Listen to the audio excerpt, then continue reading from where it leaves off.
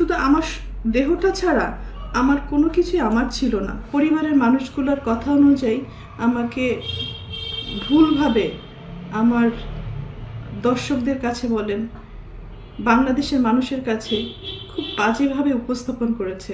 এর পুরোটাই মিথ্যে, বানোয়াট। দীর্ঘ 2 দিন যাবৎ আমি আসলে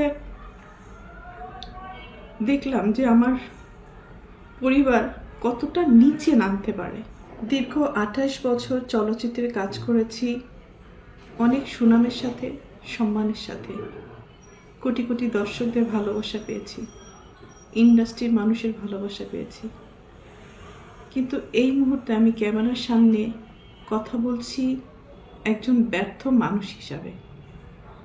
ব্যর্থ মানুষ বলছি এই কারণে, সবার মন জয় করতে পারলেও দীর্ঘ 28 বছর আমি যাদের জন্য কাজ করেছি, যাদেরকে এই হাতে লালন পালন করেছি, তাদের কাছে আমি অযোগ্য একজন মানুষ। তাদের মন মতো চলতে পারিনি, তাদের মনের মতো করে নিয়ন্ত্রিত হতে পারিনি। হয়েছি, একসময় হয়েছি, কিন্তু এখন হতে পারি না। তার করে বলেছি আমি একজন ব্যর্থ মানুষ। একটা মানুষ তো সবসময় সবার কাছে ভালো হতে পারে না, সব সময়ের জন্য ভালো হতে পারে না। আমি যখন ইনকাম করেছি, 2 হাতে দিতে পেরেছি, লুটাতে পেরেছি, তখন আমি আমার পরিবারের কাছে অনেক প্রিয় একজন মানুষ ছিলাম। এখন দিতে পারি না হয়তো তাদের প্রয়োজন অনুযায়ী, যার কারণে আমি এখন তাদের কাছে গলার কাটা, শত্রু এবং অপছন্দের একজন মানুষ। দীর্ঘ 2 দিন যাবৎ আমি আসলে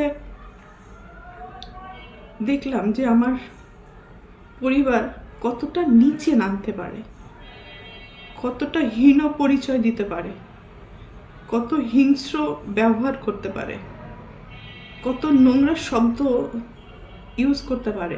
পরিবারের মানুষগুলোর কথা অনুযায়ী আমাকে ভুলভাবে আমার দর্শকদের কাছে বলেন, বাংলাদেশের মানুষের কাছে খুব বাজেভাবে উপস্থাপন করেছে। তো এর থেকে দুঃখজনক আর কিছুই হতে পারে না। যাদের জন্য কাজ করেছে আজকে তারা কেউই আমার না। এই জন্য হয়তো আল্লাহ বলে, যার যার জীবন হিজ হিজ হুজ হুজ, কিয়ামতের মাথায় কেউ কাউকে চিনবে না।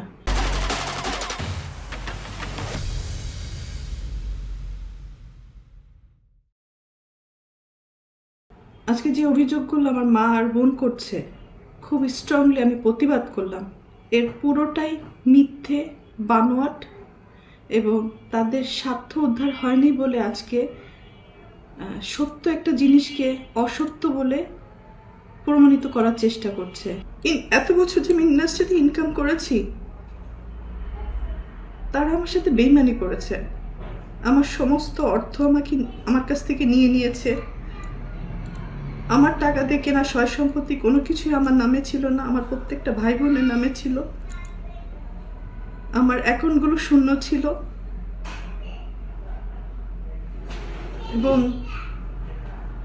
আমার গাড়ি, শুধু আমার দেহটা ছাড়া আমার কোনো কিছুই আমার ছিল না। সব কিছুই তাদের আন্ডারে ছিল, আমিও তাদের আন্ডারে ছিলাম।